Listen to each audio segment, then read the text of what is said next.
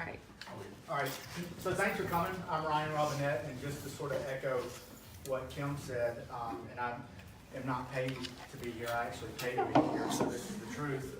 But Forge is a ton of fun, and I'm one of the types, and there's some of my former coworkers here, that I like the interaction and camaraderie of a team and that sort of thing.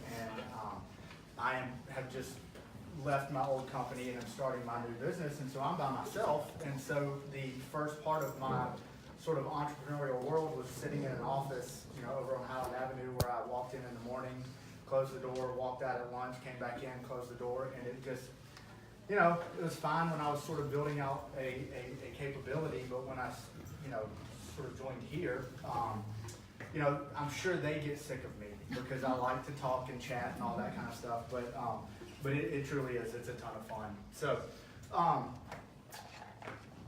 So one of the things that we're going to talk about today is just sort of it's a lot of my musings, and it's based on real life, and just a little bit on me. As I graduated from Auburn,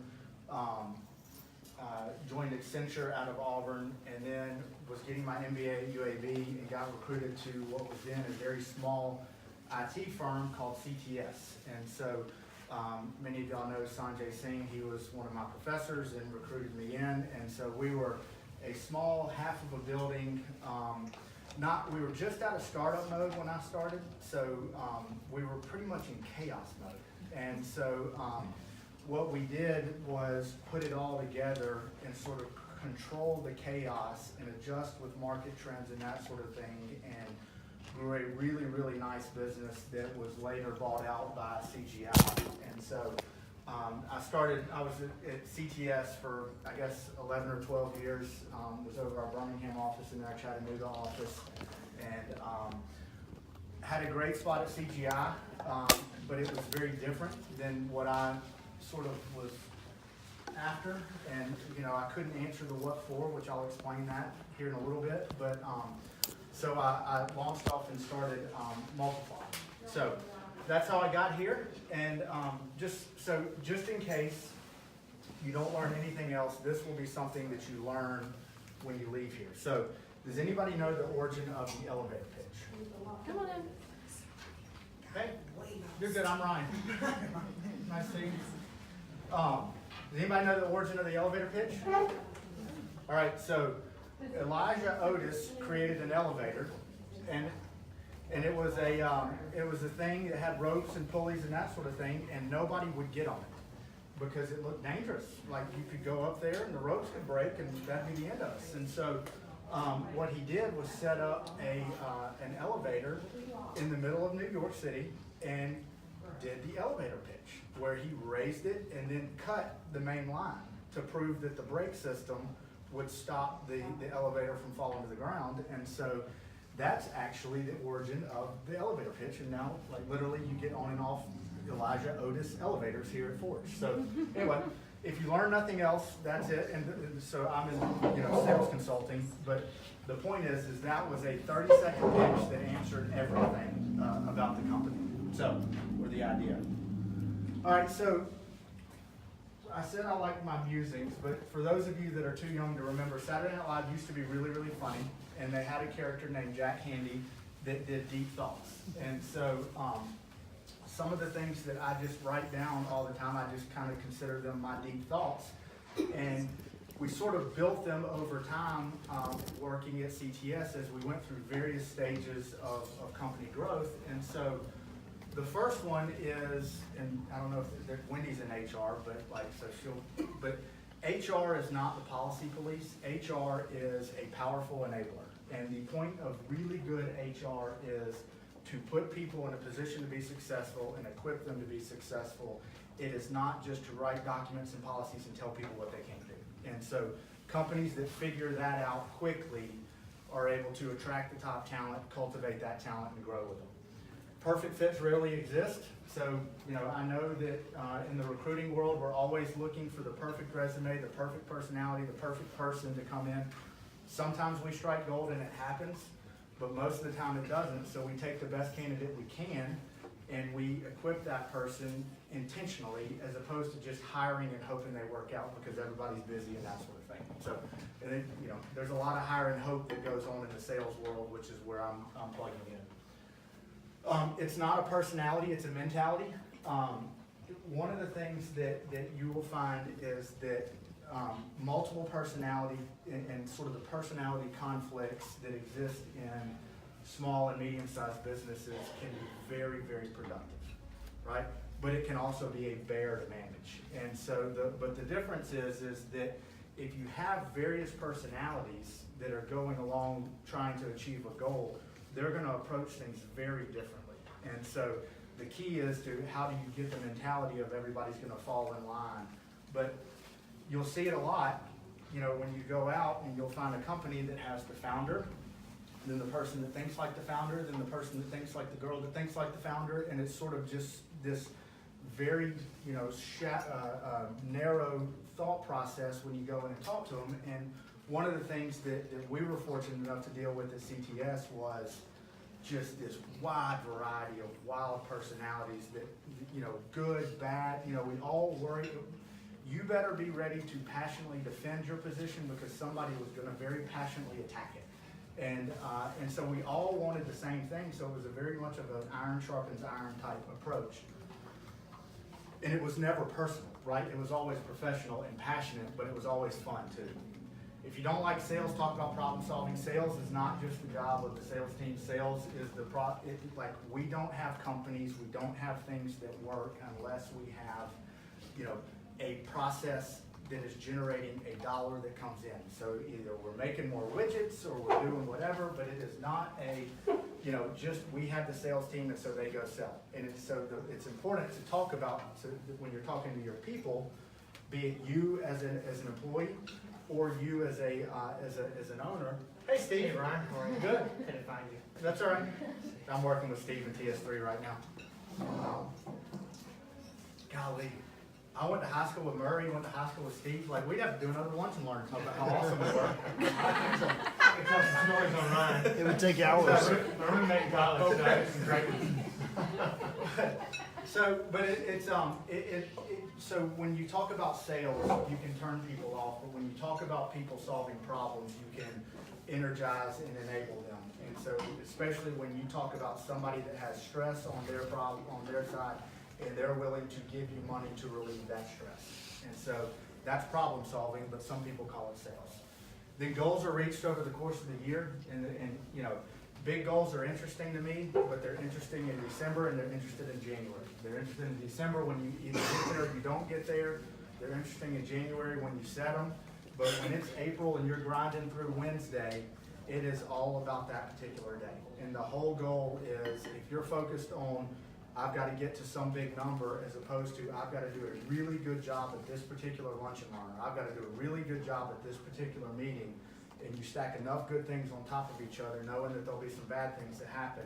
That's how you get to goals. It's not by setting your sights on the far thing and just throwing Hail Marys at it. So, and by the way, feel free to chime in. If I'm off on anything, somebody holler.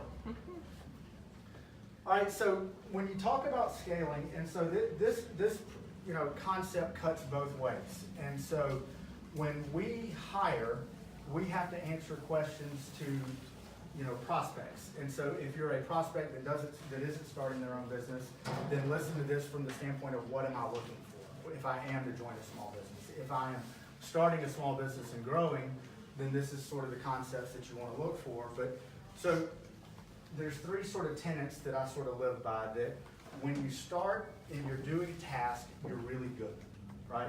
If you can do many tasks efficiently, you're important. But if you can get things done through other people, you're strategic because that's how you grow. That's how the company drives dollars. Now, there are some really strategic individual contributors, so don't miss this as it's an absolute. But if you're looking to grow and scale, you've got to focus on how do I get things done through the people in my organization, and then as the company starts to grow, you as an employee start trying to think about the same things. I may not own the company, but how do I not build the fiefdom such that I'm playing pointy elbows, but how do I drive dollars through others within the organization? And so what that comes down to, and look, I am, the preacher here preaching to the choir, because one of the reasons that a lot of us are business owners right now is because we didn't like the guy that was the puppet master or the gal that was the puppet master, right? And so, so we launched off and started our own thing so that we could create our own lives, if you will. Well, now, what's really hard is when we're in this world, and all of a sudden, you've got to start trusting somebody to go do something on your behalf. And that's really, really hard for a business owner. And so you've got to put yourself in the perspective, in the place of, how did I end up here? And I don't want the person that I just hired to end up in my thing. Well, I don't want to work for that guy. And so how do you set the guardrails to where people can be individuals, but they can achieve tasks the way you want them done, but in their own individual ways? And it gets back to, it's not a personality, it's not one personality. There are multiple right ways to go about achieving a goal and be interested in hearing other perspectives. But you as the leader, don't hesitate to be the boss either. And that's a fine balance to try to strike. So questions? All right. So this is sort of a sales metric, but it applies in any sort of productivity. I don't know what the true percentage is, but 80% of sales comes from 20% of the organization. So when you just think back to a production organization, it's not unlikely that it wouldn't be 80% of your production comes from 20% of your most senior people. And so that's only natural. I don't necessarily think that's a problem. The problem comes in is when you've got this crowd down here that you hired, you hope they're working out, and you're not intentional about what you're doing to create the escalator effect to where you make a bigger set of 20% and your 80% keeps feeding at the bottom. That's how you achieve scale. It is not by running around looking for the top 20% and saying, I can attract the top 20% to my company, because guess what? The top 20% already have a job, they're really well paid, they've got life generally like they like it, and they may come to you, but you're not going to add them in bulk. And so how do you create more 20%? So hang on. Sorry. And so if you think about this on a smaller scale, it is, I just added somebody to my company. How do I put a name on the org chart, put task in there, and then intentionally teach them how to go about doing that task? And I used to tell people, I'm going to talk, you're going to watch. You're going to talk, I'm going to watch, I'm going to talk over you. You're going to talk, I'm going to talk over you less. You're going to talk, I'm going to watch. And then you're going to fly out of the nest. And that's sort of the process by which you have to, that sounds draconian, harsh, and that sort of thing, but what you're trying to do is set them up for success. If you know what you want done, show them how to do it. And so the concept is you get to a point to where you work on the business. If you're teaching others to drive the business that you do, you're working on the business as opposed to working in the business. Now, there's a fine line there too, and I'll touch on it here in a minute.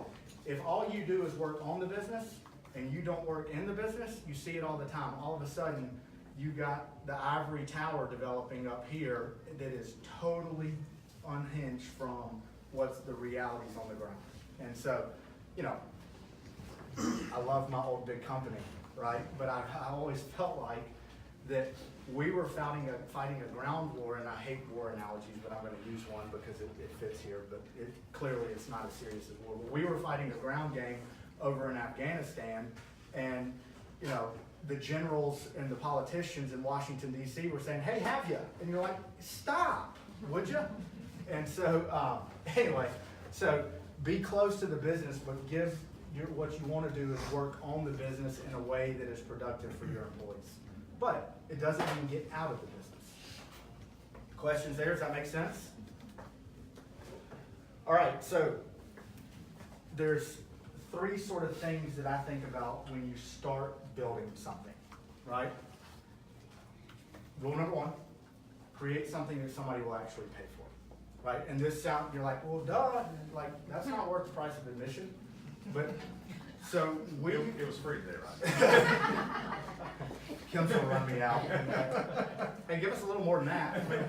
So, but the reality is that when we were building software, we would have all manner of good ideas come in the door.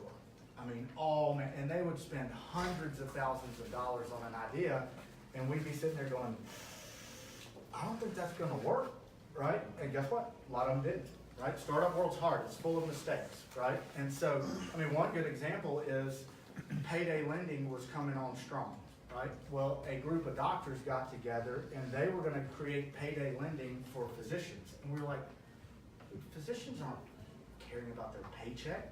And they spent, 150 grand trying to build this platform or whatever before somebody finally got to them and said, hey, it's not gonna work.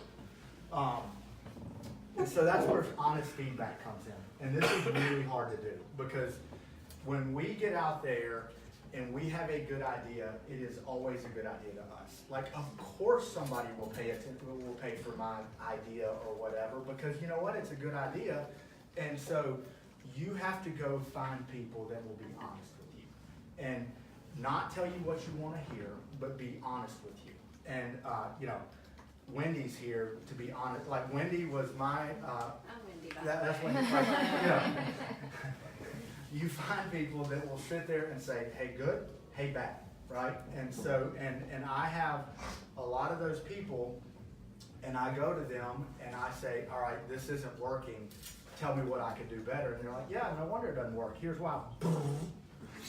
Or when you go in and you pitch something or you have a meeting and you walk out and you're like, well, that was dumb. They didn't see well, maybe it was you. Right? Be introspective about your ideas and be willing to take honest feedback from both individuals and from the market, because the market's cruel and it will tell you what you need to know. Then you develop a message, you determine your buyers, and you generate $1, right? Now, the cobbler has no shoes. Like, I am trying to figure out my buyers from a multiply standpoint. I know where my guardrails are. And in January, I signed a contract with a 6-person company, a Fortune 300 company, and a company in London, right? So, like, that's total chaos, right? Because it's not, I haven't narrowed in on who is going to buy my services. But the thing is I think I can control it. The second I can't, that there's, London gets cold. But I also need $1. Right? I've got to figure out what's going to happen, and I've got to pay Kim, right? She's not letting me sit here for free. But I have to be able to adjust. And so as in the startup world, and it really never really ends, but you have to be ready to adjust. A really good example of an adjustment that we had to make in on the fly as a, I don't know, $15 or $20 million company at CTS was, our differentiator was we would do fixed cost work. If you allowed us to come in and build a document, we would do fixed cost work. And we made millions of dollars. It was high margin. We did it really, really well. Southern company loved it. Regions loved it. We were able to get in and differentiate ourselves in the market that way and crack new accounts, because most companies weren't set up to do that. They didn't have the disciplines to do that. So the problem is somewhere along the lines, they started building software, and Microsoft wanted to sell more TFS licenses, and so they started calling things agile development. And the next thing you knew is everybody, and they were doing lunch and learns, and they were giving away free licenses, and the market changed like that. And over a period of a quarter, we had to go from, hey, we can do fixed cost projects, to figuring out how we were going to do agile projects better than anybody else. And so, now, we had spirited debates about it, about, no, it's our differentiators, but if we had stuck with, no, we're sticking with our guns, Larry and Mark would still be working, or Larry wouldn't be on the coast with, a bunch of money. And so, but then, so once you figure this out, like once you establish that you've got something that somebody's going to pay for, like literal chaos starts. Like literal chaos starts, because you've got, in my world, I've got things that I literally hate doing, like the accounting crap is sitting on my desk just waiting to be filed and all this kind of stuff, and there's invoices to send out, and it's just chaos, right? And then you bring somebody else into the chaos, and so you start building this really passionate group of people that are sort of thriving in the chaos. And so the question then becomes, as you grow, is that going to sustain, or are you eventually all going to burn out? And this is the point where I joined CTS, was in the chaos mode, right? And it was wild. Like we were, there was no set working hours. It was a passionate group of people. There was a poker game after every single, Wednesday night. Like it was, and then you know what changed it? Somebody had a kid. Then the next person had a kid, right? And then all of a sudden you start losing people that are really good that have a kid that need something different than chaos, right? So how do you rein it in? Which is where you have to start answering the career questions. So you have to answer the what for, right? As a company, what am I doing it for? As an employee, if I'm joining the company, what's in it for me? And so as a company, our reputation was that we were having fun. It was fun. We didn't mind working the hours that we were doing and all that kind of stuff. But try to recruit somebody into that, and they're like, no way, I'm not going to CTS. I don't want to work 60 hours a week. Who wants to do that? We're like, oh, it's fun. We're like, not really.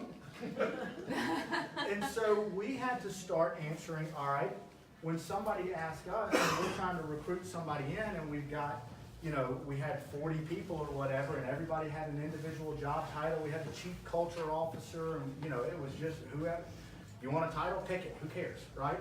Well, then, when we were trying to recruit people in, they're like, well, how do I get promoted? They're like, I don't know, do a good job, right? Well, do I get a raise? I don't know. Yeah, probably. Do a good job. And so what we had to do is start answering, and we couldn't really recruit, right? You could find the personalities that wanted in, but you couldn't find the diversity of people that wanted in that could service your company well. So we had to start aligning strengths and weaknesses. So no longer was, the CFO, the COO running projects. He got back in the corner office and started doing, the things that he did, counting beans and that sort of thing. And you started sort of segmenting out the organization, aligning strengths with people's strengths and the weaknesses. Yes, there are people that had to, deal with what they didn't like doing around weaknesses, but you tried to limit that. And then you define the career path so that when you do go recruit somebody, you bring them in and they're not part of that really passionate core. You can explain to them, hey, this is what happens. We have set criteria for promotion. We've got set criteria, and it's not always going to be perfect. The last thing you want to do is get locked in, but you have a general direction for which people can climb. And so you begin to answer the what for, because what you're trying to recruit against here, and I had a conversation with a lady last night. She works at Southern Company. She was being recruited by a phenomenal small business here, right? But when you go to recruit somebody from Southern Company or Regions or Compass or wherever, you are competing against a relative comfort. And you're having to dislodge them out of a relative comfort to come into what they perceive. You may not perceive it as risky, but they perceive it as risky because small businesses are risky. And so you have to be able to overcome that relative state of comfort. My brother left Alabama Power and went to a small business at the time called Direct Path, and they literally, the founders could not believe that this is not risky. Look at us, we're having fun. It was risky coming out of Alabama Power. And so you're competing against that. So what are you going to do to overcome that objection from the employee? And if you're an employee going in that, it's a perfectly logical question to ask, which is, what's the career look like? And how risky is it? And then if this is where it gets fun, because you can lead the company around by the nose with comp plans, right? You would be surprised at what people will do for money. And so we were really creative with it, and it was fun, but we were never locked in, right? Sometimes we were incenting high volume work with lower margins. Sometimes we were incenting high margin work with lower volume, and getting the different things. And once you start expanding out of your core footprint, those things change.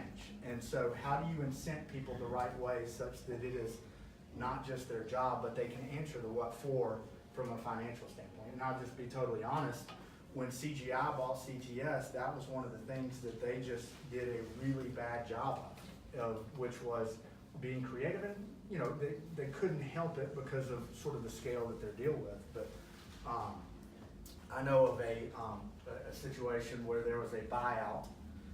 Small business got bought out by big business. Soon after, they signed a $39 million deal, biggest they've ever signed. And so, in the old days, the office, business owner would have looked down and said, you know what, great job, guys, everybody contributed, like, here's commissions and I'm splitting it because whatever, I can't, right? Well, with this particular company, based on the handbook, the HR policy police, instead of the enablers, only one person was eligible for commissions. And so, all of a sudden, that person, I don't know where it ended up or whatever, but the whole point is that, like, you don't want to lock in so that you lose your flexibility to be able to manage the business the right way. And as an employee going in, you want to look for that flexibility. So when somebody says, hey, look, here's a comp plan, here's an incentive package, whatever, and they say, you know what, if it doesn't make sense, we'll change it. That's a good thing. That is a very good signal versus this is it and, deal with it because it works, for everybody else. At this point, it's really important to have open communication because there's a ton of change going on, both upward, downward. You're creating sort of middle management crowds there. Even if you're, a 10-person shop, you've still got the middle manager that's managing the 5-person team, right? So how do you have open communications, both up and down, honesty, feedback going to the employees, to the managers, that sort of thing, so that they can manage the team effectively? Because what you're about to get is you're going to put people in positions that they're uncomfortable with. They will be uncomfortable being the boss in a lot of cases, and when you make them the boss for the first time, perfectly fine, right? But you've got to enable them and make them comfortable, and you've got to push them through their comfort zone or their lack of a comfort zone so that they can establish a new one. So, and then like I said, you've got to answer the risk and the reward. So, questions? Does that make sense? So the last thing is community. And so like I am such not the marketer, but I was really proud of I got 3 C's. So, and community can mean a lot of different things. I mean, I was talking to somebody about this particular thing, getting feedback on it, and he was like, what if you're a work from home company, right? Or what if you have everybody spread out, right? And so you go back to career, and it's sort of if you're hiring ninjas that are later in their career and all they want to do is be left alone and write good code or whatever, then that's a really great career, right? And so the question then becomes, how do you build a community around that, right? And so it's, from a community standpoint, it's not truly the community. Now, the one thing that Forge has been fun with is that we do have a sense of community, right? There's a common good that we're working for. And so the idea is that how do you create something at your company that seems a little bit more meaningful than just company goals, right? And I was really bad about, I would have people that would come to me and say, hey, you know what? Shut up about the targets, right? I'd be like, okay, sorry, I'm beating on it too hard or whatever. But so it gets some, and so Autumn's in the room, and so we tried to figure this out. And so what started was we had this very disjointed, most of the college graduates coming out now have this sort of activist bone in them. And so how do you feed that? And we sort of were tapping into that, and so all of a sudden, you'd have one little small group going to build a habitat house, and this group, doing some volunteer, and then some leader would come in and say, hey, I need, and so people would be forced to their Saturday doing something they didn't want to do or whatever. And so what we had to do is we were a company of learning. And so we coalesced around how do we partner with K through 12 organizations to go talk about IT careers. And so it wasn't everybody, because you can never please everybody. And Autumn was with the Ed Foundation, and she and I worked closely together on things that we were doing in Birmingham, but, which is cool about Forge too, because she's a member. But what ended up happening was, once we got into the learning thing and people were talking about code and things that they were interested in, it just started to swell.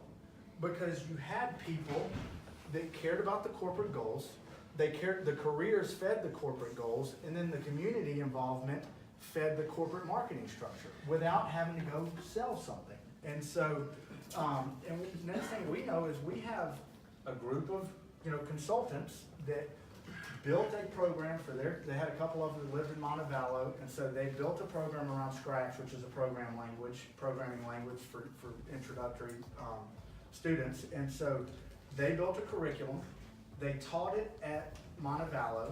Then the next thing you know is on their own. Like, it wasn't like leadership edicts and all this kind of stuff. You have this constant flow of teachers coming through the building to learn how to do the Scratch program. And they were coming from all the different schools and that sort of thing. And so, now, what that doesn't mean is I was talking to a company that they sell air conditioners. And I was talking to one of their sales leaders, and he was, we were talking about messaging and that sort of thing. And he said, our company mission is to help companies be more energy efficient. And I was like, no, it's not. Like, your company mission is to put 30 air conditioners up on the roof and burn energy if that's what it takes.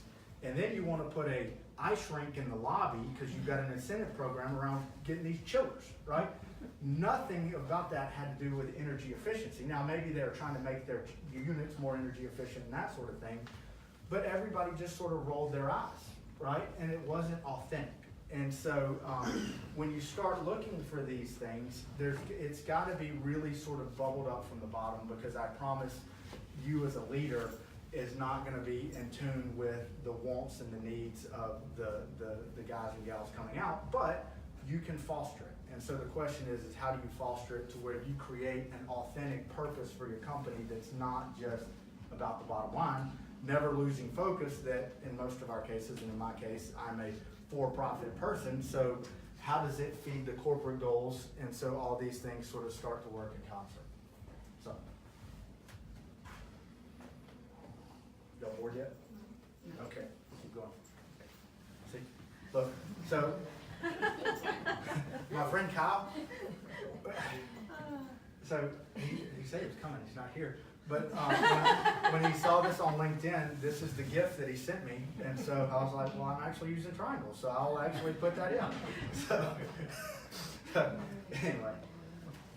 All right, so once you get to where you have multiple people working for you, like, you start assigning things. And so when you start assigning things, yes, there's tedious tasks. And I was talking to a friend of mine that called me with he has a staff accountant that works for him, and the staff accountant does tedious work. Like, that's what, by nature, that's what staff accountants do. And he had a staff accountant that didn't want to do staff accounting work. So, like, that's a different problem. But you've got to be able, if you're assigning tasks, you've got to ask yourself, what am I doing it for? Like, because what you've got to realize is that when you're the boss, when you say something, everybody's going to go do it. Right? And so what you may not be getting back is the information of, dude, this is stupid. Nobody pays attention to this stuff. And so you've got to seek that feedback so that when you're asking for things and you're assigning tasks and there's job functions that now occur, what are they used for? What is the usefulness? Otherwise, you get corporate bloat, which leads to inefficiencies, which leads to people doing tedious tasks, which leads to turnover, which leads to not good careers, and then the triangle sort of starts to fall apart. So, seek out meaningless activity and measure what matters. So, in the sales world, there is I had this as, another real life thing. I mean, this guy is a really sophisticated guy.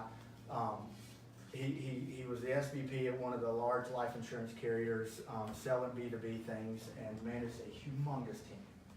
And so I was talking to him about concepts of measuring what matters. And in the sales world, there's a lot of activity management, not a lot of results management. So there's a lot of activity, there's bottom line results, but there's general lack of preparation of like preparing that person to be successful. But there's a lot of, how many meetings did you have today? Well, I had 5 meetings today. One of them was a lunch and learn that I presented at, but let me tell you how many buyers were there, right? And I can, 0, but I can tell CRM that there was 40 buyers in this room, right? And so all of a sudden that activity is like, wow, that's really great. Well, so I'm talking to this SVP about, how they manage things, and he goes, tell me how you handle this problem.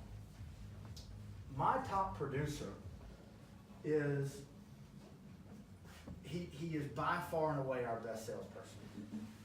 But we manage the 5 meetings a week, and he may only have 2. Like, what would you do? And I was like, quit measuring and managing to the lowest common denominator. Like, try to figure out what his 1 or 2 are and manage to his 1 or 2 versus just saying, you know what? I need people out there having activity. And so, honestly, it is to look at things and figure out what matters and then measure to that. And it always changes. Now, not to say that you need activity-based metrics, like you really do, but that can't be the only thing. Otherwise, it just turns into an activity-based company and not a productive-based company. So, and I like clip art too. So, so when you intentionally prepare somebody, and then the next key is you actually empower them to make a mistake, you get speed in your organization. When you have somebody that is not prepared and not comfortable in a role, they're the ones at 4 o'clock that are going 40 miles an hour through Alabaster on 65 South that have the interstate backed up to the junction. And then you know what? They get all squirrely and they pile up, and it is a catastrophe, right? It takes 2 hours to get home. And so, but when you prepare somebody, and that's the Hoonigan Mustang, I like cars, and so that's a 1600 horsepower Mustang going up Pikes Peak. And so when you prepare somebody the right way, and then you empower them to make mistakes because they've seen you do it, then all of a sudden they've seen you, they did it and you corrected, and then they did it and you corrected a little less, and then they went out and did it on their own. When you empower them and you say, go make a mistake, it'll be fine. Because you know what? You're prepared enough to figure it out. This person going down 65 has a very small margin for error, right? And when they create an error, it's a problem. This person, there is no way going up that mountain that he made a perfect pass, right? There was 1,500 mistakes in there, but they were micro mistakes. That person was capable of covering them up because he was well prepared and he made it to the top and it was fast and all that kind of stuff. And so when you look at your organization and you think, I can't just, so what does that look like, right? The slow car is the person that's always running into your office, your cube, or wherever going, hey, can we? Hey, what do you think? Like, what if can I, right? And the fast person is, you know what? I don't know the exact answer to that, but I think it's about $10,000. Don't quote me on it, but I'll get back to you, right? So all of a sudden the wheels of progress keep turning, right? As opposed to, I don't know how much that is, but I tell you what, let me call you back, right? Well, guess what? They're probably not going to answer the phone when you call back because they got 50 other people trying to do the same thing. And so the question is how do you create speed? And the way you create speed is by intentional preparation and then the empowerment of being able to make mistakes. And this is, when we took over Chattanooga, they were bankrupt. They were doing $7,000 a month. And this is the exact analogy I use with them. They were really, really good. They were smart. They were capable, but they were so careful. Like every time, like my phone rang 50 times a day. Hey, can we? I was like, I don't know. Quit calling. And so, but when you go up there and you sort of throw them out of the nest after preparing them, in a year they go from $7,000 a month to $284,000 a month. And so, and they're not doing it perfectly. They're making mistakes all over the board, but they're good enough and well prepared enough to where they can cover it up. And you've got corporate backing to where you can come in and help them fix mistakes and that sort of thing. And so, when it comes to getting proposals out, right? Do you have to wait on the boss to approve them if you know they're good, right? Or can you send the email and say, hey, look, here's what we're looking at. I'm gonna put this in the proposal. I gotta wait 5 minutes. I gotta wait and get formal approval, but this is the draft of what we're gonna do. And if it changes, don't hate me. And then you go, and so they're starting the process of, okay, I'll go get it approved, as opposed to waiting on you to finally get them something. And it takes management to empower them, and it takes an employee to be willing and understand that they are capable of making mistakes, but they're not going to if they're prepared well enough. So, that's all I got. 5 minutes a question? Sure. Yeah. You told me 45 minutes. It's pretty spot on. I mean, You were prepared. hey, I've only done this out loud. I don't know, because I don't know, I've been down in like some hole down there, like doing this out loud, probably 20 times, so. I have a question for you. All right. All right, so you talked about compensation plans, and when you are starting as small as we are starting, how do you think about compensation plans? When you may, I know. you don't have shares, you don't have, So do you have shares? So you can, so that's the I other. could. Yeah, you can, it's just paid. you.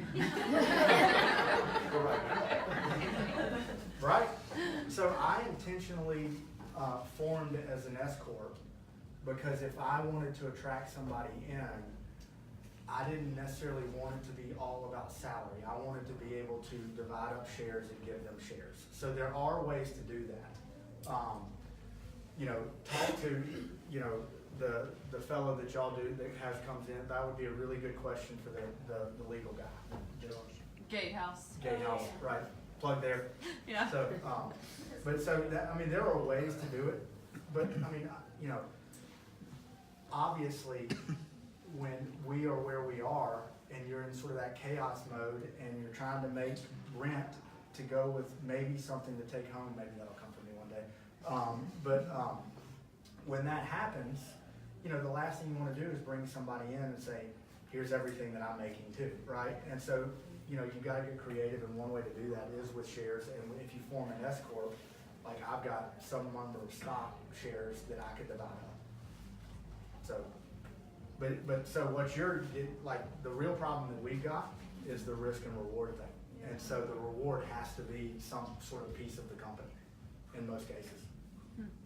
Well, and I think that goes back to your what for too, right? Yeah. It's the Simon Sinek start with why, kind of a question of what, for your starter group, for your second or third hire, you're looking at somebody who can align with that why that you have, that's passionate about it the way you are, and the compensation somewhat has to be a faith question of, we're gonna get there one day, and it's gonna be big enough that we'll work that out 3 to 5 years from now, but it can't be all that answer. Yep. Is the way I've done it in the past. Yep. But yeah, the why plays in, but you gotta answer that, how many dollar signs question. Yep. I have a question about talking about like hiring people and training them to be good at their job. What do you do if you're a small company and maybe you as the CEO don't know how to do that aspect of the job? Like maybe you're not a salesperson, but you want to hire a salesperson. Like what are ways that you can? I don't know. Like how can You call multiply. Wait, so you call multiply? Okay, that's not a sales. No, so honestly, Yeah. you have to know your strengths and weaknesses. And that's where it comes with going and finding people that will give you honest feedback. Because I know, I hate details. I was really worried about all the misspelled words in this presentation and all that kind of stuff. So I know that's my weakness, right? And so when it comes to that part of the business, I have to get help at some point. And right now, I use an accountant, and he's like, hey, did you? And I'm like, dude, if you didn't, I didn't, okay? And so, you literally have to go get help. And so one of the reasons why, I'm in this really scary world of I don't think it, but small businesses fail, right? But one of the reasons I think is because people aren't willing to admit where they're weak. and you talk and you see it a lot. You see the idea person that is not going to get help because they have a way that they're going to do it. They know how it's going to work, and then all of a sudden the market's a cruel spot, right? And so, you know, Steve he joined TS3, and you know, Tom is supremely capable, right? Built a really great managed service businesses on referrals. But what he had to come to was, you know what? I need a sales guy. And because I'm not gonna be able to go do the things that I wanna do at the speed at which I wanna do them unless I get help. And so, but for a while, I'm sure Tom thought, I don't want a sales guy. So, I mean, it truly is, it's figuring out where your gaps are and filling them in, and you have to be honest with yourself, and a lot of times that's really hard. And Ryan's been working with me personally and with Tom together, you know, standing at the sales arm basically from the ground up, doing an excellent job. So, I mean, Steve is not a sales guy, but I believe that sales is a skill set that you can teach.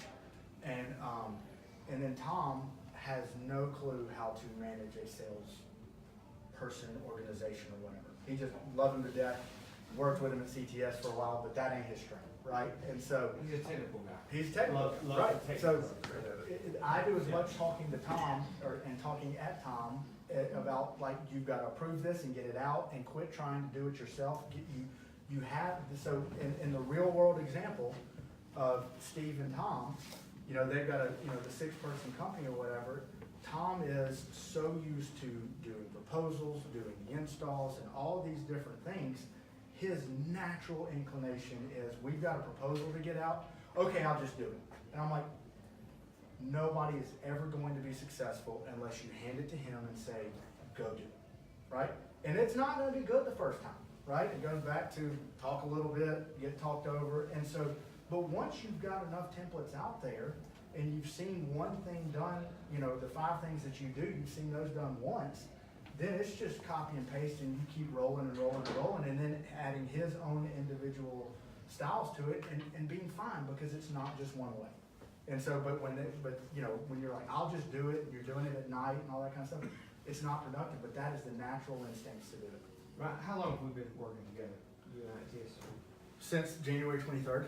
And it's been night and day difference. I mean, we've come a long way in the short period of time that we've Yes, not we have. gotten that. No, I mean, I believe it works and it's Yeah. preparation and it's starting with a macro message and finding something that you will buy, to understanding why somebody buys it from you, driving that message home and then practicing it and figuring it out and being able to be uber prepared for the day that you've got right here and the meeting that you've got right here, as opposed to focusing on all these big, huge things that, hey, I've got to get the quote and all this kind of stuff.